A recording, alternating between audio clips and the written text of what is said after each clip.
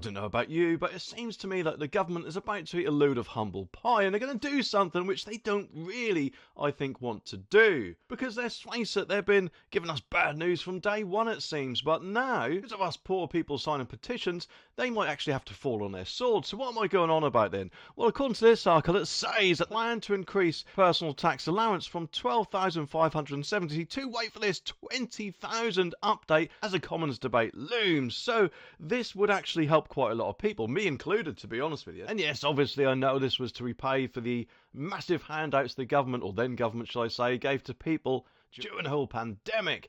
However, Jeremy Hunt, spelt with the silent C by many, did increase the time from 2026 to 2028, and I've got a sneaky feeling that Labour were going to be planning to do a similar thing because of the £22 billion black hole or whatever it is, even though of course they decided to rob the pensioners of their winter fuel allowance. But this would have been an even more pain in the bum, wouldn't it, increasing it to something like, I don't know, 2030 or 2033 maybe, who knows.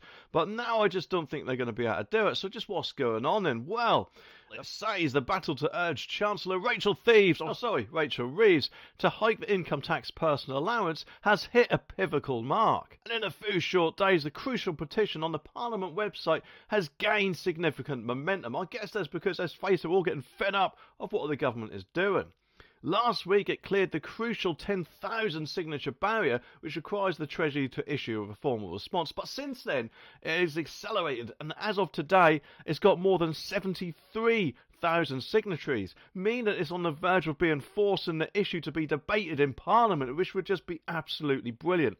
Can you imagine if Nigel Farage then debated this in Parliament? Because that was, if I remember rightly, that was one of his policies on his manifesto. Oh, sorry, contract. They don't like that word, do they? And I don't blame them. So I'm guessing, if anything, he'd be one of the first people to put his weight behind this, as well as the whole Reform Party, I reckon. But Alan Frost, who initiated the petition, put pressure on the Treasury, arguing, raise the income tax personal allowance from 12,570 to 20,000. We think this would help low earners get off the benefits and allow pensioners a decent income. We think it's abhorrent to tax pensioners on their state pension when it's over the personal allowance, and we think raising the personal allowance would lift many low earners out of benefits and inject cash into the economy, creating growth, which is, correct me if I'm wrong, I'm pretty sure that's what Rachel Reeves wanted to create in the first place. But maybe, just maybe, she should go back to accounting school, I reckon, with what she's been doing. Frozen, it says, since 2021,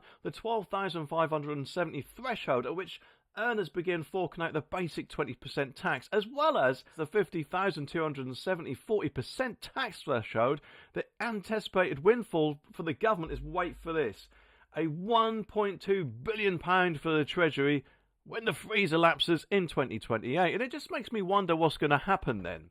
If they decide not to do the decent thing and keep things as they are instead of upping the tax allowance, are those people who wouldn't have otherwise had to pay the tax, are they then going to be kept in the system when, in my opinion, they should not need to be? Or maybe, just maybe, the government might think, it's 2028 now. Perhaps now it's time to put it at what it would have been had we not put in this stupid fiscal drag. I personally don't think, unfortunately, they will do that, and will keep these people constantly paying in their money, because let's face it, who knows how long it will be before Labour themselves increase the size of this black hole. But let's face it, they just won't shut up about it. But get this, experts have also suggested that if the tax freeze allowance is not increased with inflation and remains frozen, many taxpayers, including pensioners, will end up paying more in income tax over time due to inflation driving up wages, and reaching 100,000 signatures on the petition will compel the government to debate the status of the present personal tax allowance policy, which, let's face it, would be